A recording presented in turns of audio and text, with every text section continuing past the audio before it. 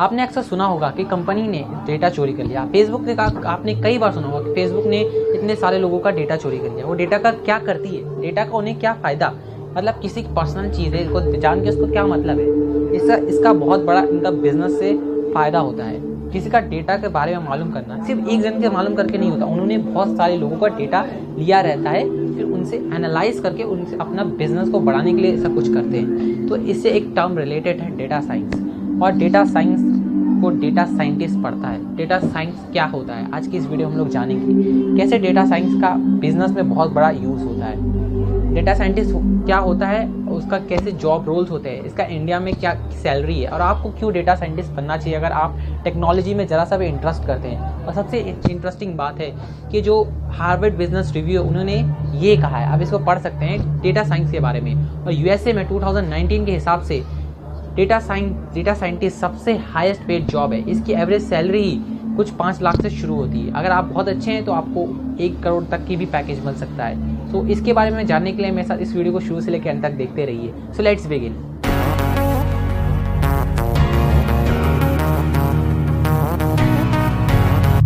Data science, data 2 word से बनता है। पहला है data and second one is science. हमने कई बार एक डेटा को बहुत ही यूज़ करते हैं, यानी इंटरनेट, हम इंटरनेट का हर दिन इस्तेमाल करते हैं। और एक दूसरा डेटा भी होता है जिसे हम इंफॉर्मेशन भी बोलते हैं, यानी हम ये डेटा बहुत जनरेट करते हैं लेकिन हम इससे वाकिफ़ नहीं है। जैसे कि हमने किसी भी एप्लीकेशन को रिव्यू दिया कि ये ख़राब चलता है, तो एक डेटा जनरेट हो गया, एक इंफॉर्मेशन जनरेट हो गई।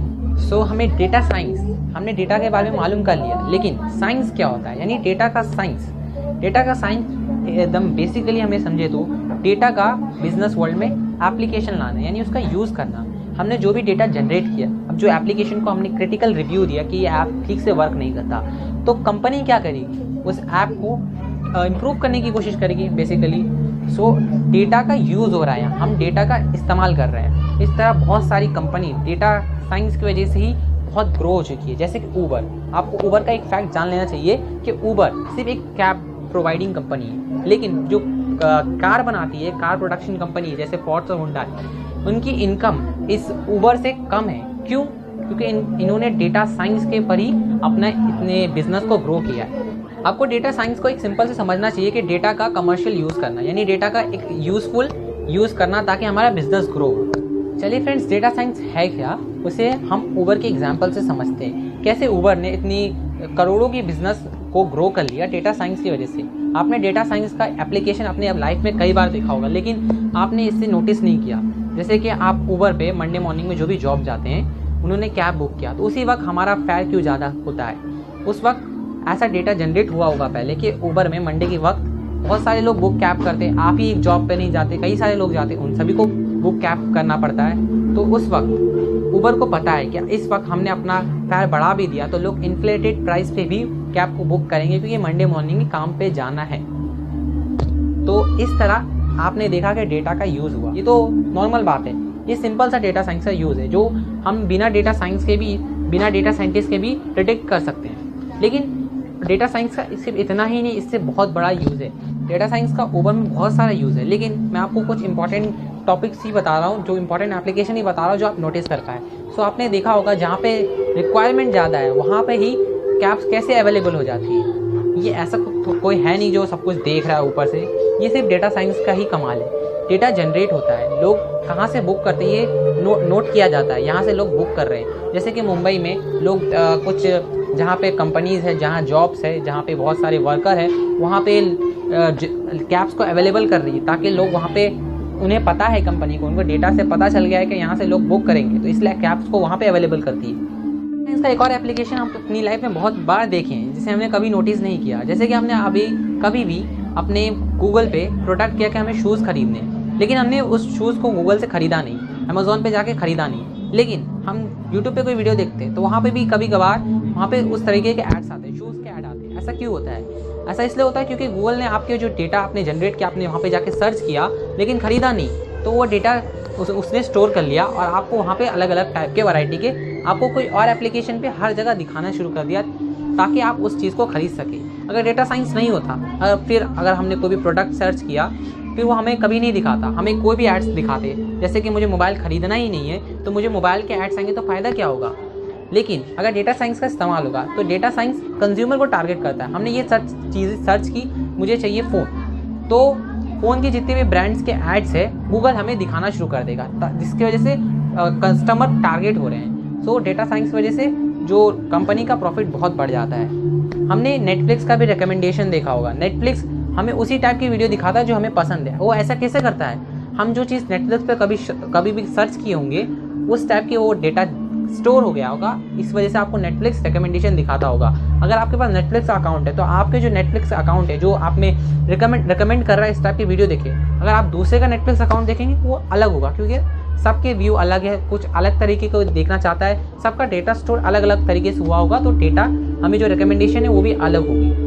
यूट्यूब पे भी सजेस्टेड वीडियोस वही दिखाता है जो हमने यूट्यूब पे सर्च किया। हमने जैसे कोई भी चीज़ सर्च की कि हमने न्यू फ़ोन की अनबॉक्सिंग सर्च की, तो वही चीज़ें हमें सजेशन वाले ब्राउज फीचर में भी दिखाने लग जाता है।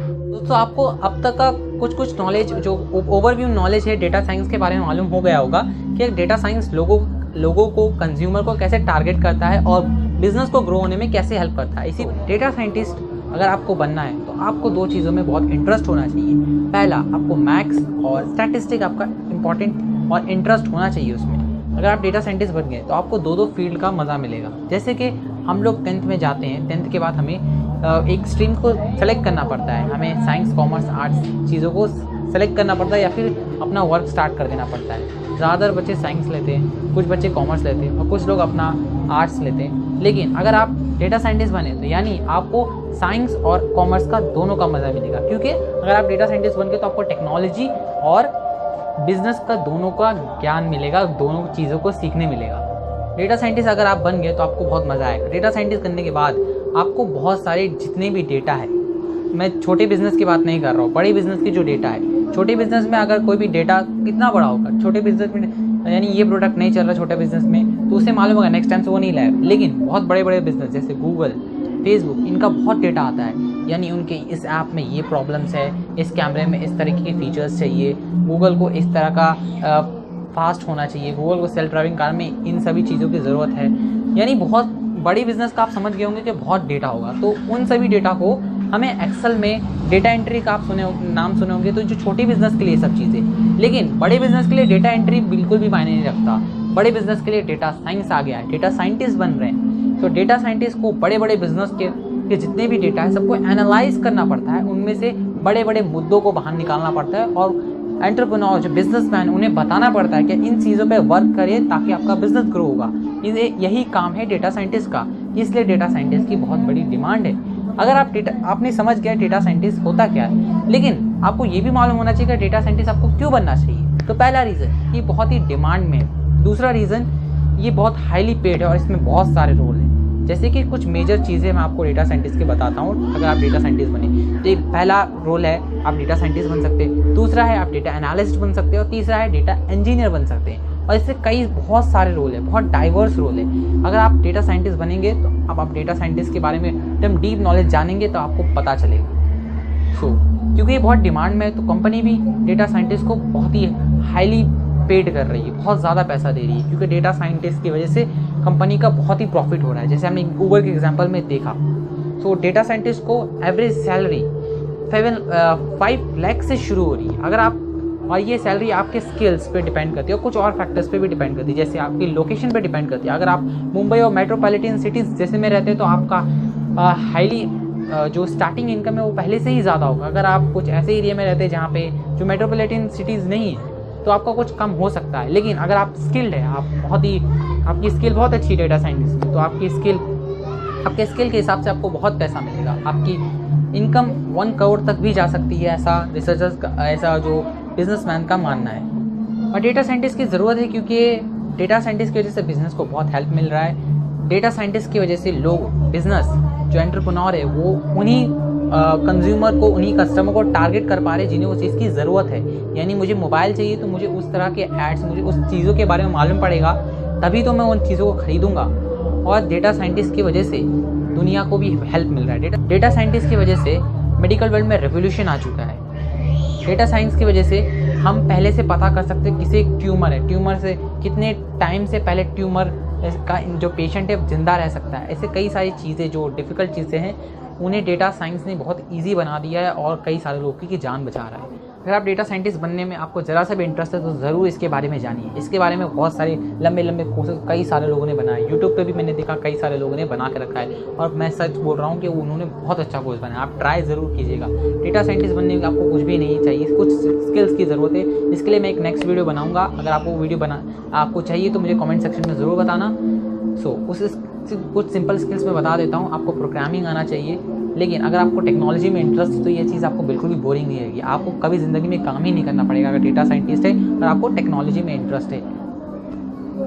सच बोल रहा हूँ यार, डेटा साइंटिस्ट बहुत इंपॉर्टेंट फील्ड है और बहुत ही अच्छी फील्ड है अगर आप डेटा साइंटिस्ट बन गए। सो नेक्स्ट वीडियो में मिलते हैं। मैं नेक्स्ट वीडियो में बताऊँगा कि आपको कौन से स्किल्स चाहिए, आपको डेटा साइंटिस्ट में कौन कौन से रोल्स हैं, उन सभी को, और आप कैसे डेटा साइंटिस्ट बन सकते हैं। अगर आप स्टूडेंट हैं, अगर 10वीं के बाद आप 11th में जा रहे हैं या फिर आपने 12th कर लिया, आपको क्या क्या चीज़ें करनी है डेटा साइंटिस्ट के लिए, मैं नेक्स्ट वीडियो में बताऊंगा। अब तक के लिए इतना ही। इस वीडियो को मेरे लिए लाइक कर दो और अपने उन दोस्तों के साथ भी शेयर कर देना जिन्हें डेटा साइंटिस्ट के बारे में मालूम नहीं, डेटा साइंस के बारे में मालूम नहीं। अगर आप हमारे चैनल पर न्यू हो यार तो चैनल को सब्सक्राइब कर लेना और बेल आइकन को भी क्लिक कर देना ताकि इस तरह के अपडेट्स आपको मिलते रहें। तब तक के लिए जय हिंद, जय भारत।